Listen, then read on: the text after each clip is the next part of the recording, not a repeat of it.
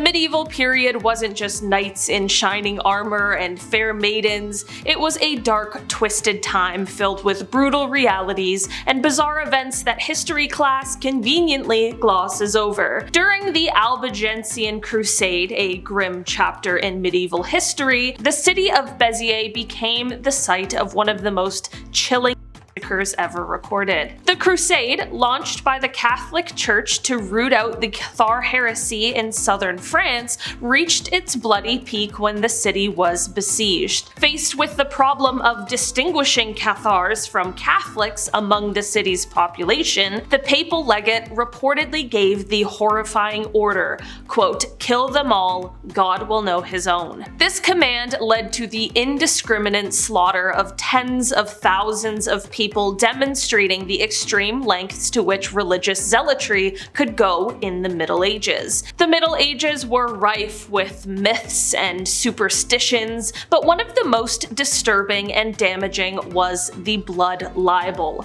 This horrific accusation claimed that Jewish communities were kidnapping and killing Christian young ones to use their blood in religious rituals, a completely unfounded and malicious lie. Yet, despite the total lack of evidence, this myth spread like wildfire across Europe, fueled by ignorance and deep-seated prejudice, and the consequences were absolutely devastating. Jewish populations were subjected to brutal persecution, with entire communities taken out or driven out of their homes. The blood libel didn't just cause immediate suffering, it also laid the groundwork for centuries of anti-Semitism. Cat lovers beware, this next point is a tough one to hear. Cat burning was a shocking and cruel form of entertainment that took place in Western and Central Europe before the 1800s. People would gather cats, which were often associated with witchcraft and the devil,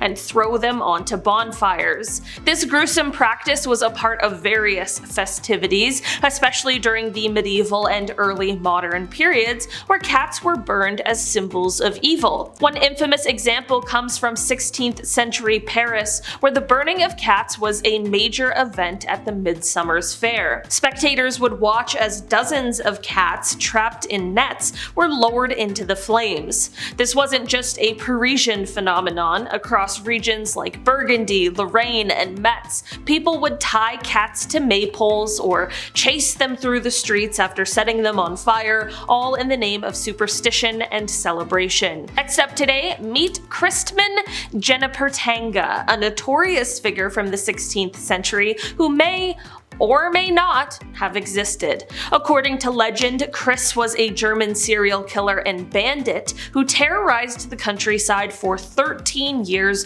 racking up an astonishing 964 victims before his capture in 1581.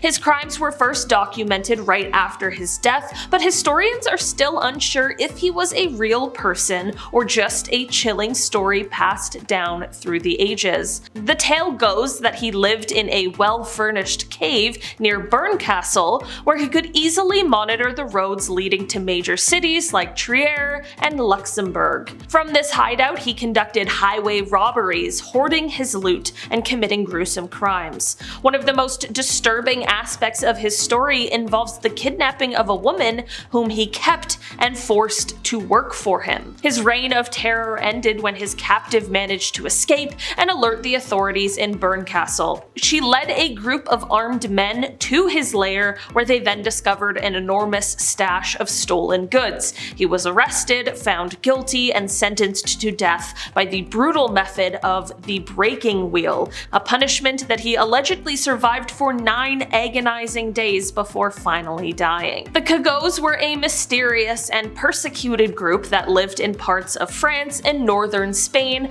like the Basque Country or Brittany, for centuries, with records dating back to around 1000 CE. Despite their presence, the origin of the Cagots remains a mystery. Some theories suggest that they were descendants of biblical figures cursed by God, or even members of a disgraced guild of carpenters. Others think that they might have been tied to the Cathars or other marginalized groups. What made the Cagots stand out was not their appearance or culture, they acted just like everyone else, but the intense discrimination discrimination they faced. They were forced to live in segregated communities, denied the right to marry outside their group, and were often restricted to certain trades. Even though laws were passed to protect them, the prejudice continued well into the 20th century, making the Cagots a haunting example of how fear and superstition can lead to centuries of unjust treatment. Alright, let's take a bit of respite from these terribly dark facts and instead turn our attention to something a bit more on the gross side of history. Did you know that in the medieval period, people had a rather unconventional method of keeping their clothes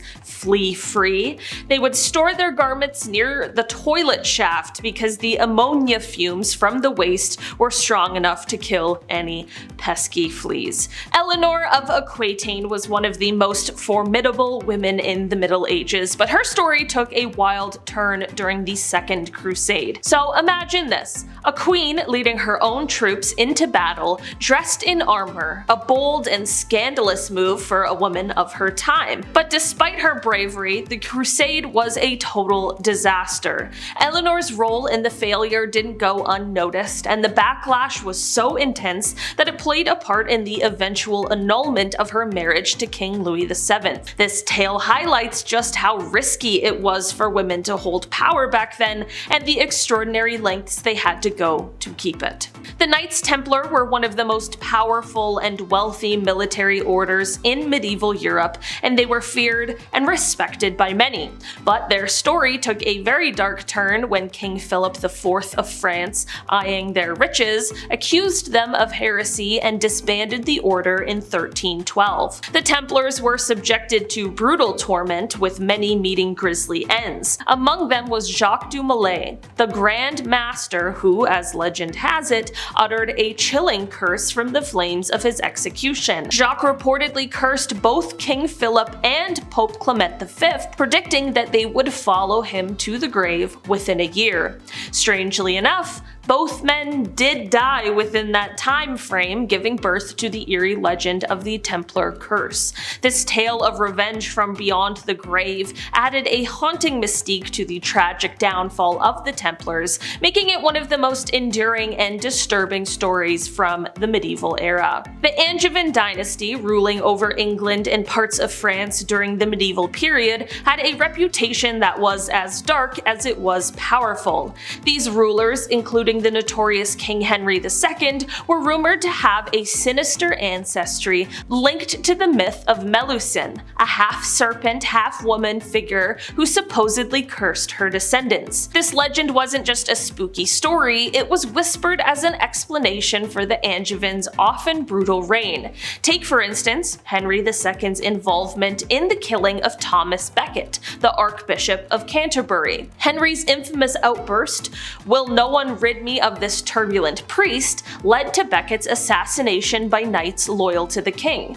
The public, already suspicious due to the Melusine legend, saw this act as further proof that the Angevins were a cursed and dangerous family. Their bloody deeds and the eerie myths surrounding them fed into a lasting perception of the Angevins as rulers you want to avoid crossing unless you had a death wish. The affair of the poisons was one of the most chilling scandals to ever rock France, even if it technically happened just after the medieval period. This twisted tale unfolded between 1677 and 1682, discovered that members of the French aristocracy, including the king's own mistress, were entangled in a web of poisonings, black magic, and even human sacrifices. At the heart of this scandal was La Voisin, a notorious fortune teller and poisoner who catered to the dark desires of the elite. Her clientele weren't just looking for love potions, they were seeking lethal concoctions to eliminate their rivals or unfaithful lovers. This scandal reached such terrifying heights that it implicated hundreds of high-ranking individuals, creating an atmosphere of paranoia throughout the French court. As the investigation dragged on, the revelations only grew darker Templar, leading to the eventual execution of La Voisin and others involved. The affair highlighted the dangerous mix of superstition, power, and corruption that permeated even the highest echelons of society, triggering a wave of witch hunts and further tightening the king's grip on the nobility. It is definitely a reminder that the shadows of the medieval mindset lingered well into the early modern period. Alright guys, that has been our list for today. Thanks so much for checking it out. I've been your host today, Olivia Kozlowski, and I will see you again soon. Goodbye.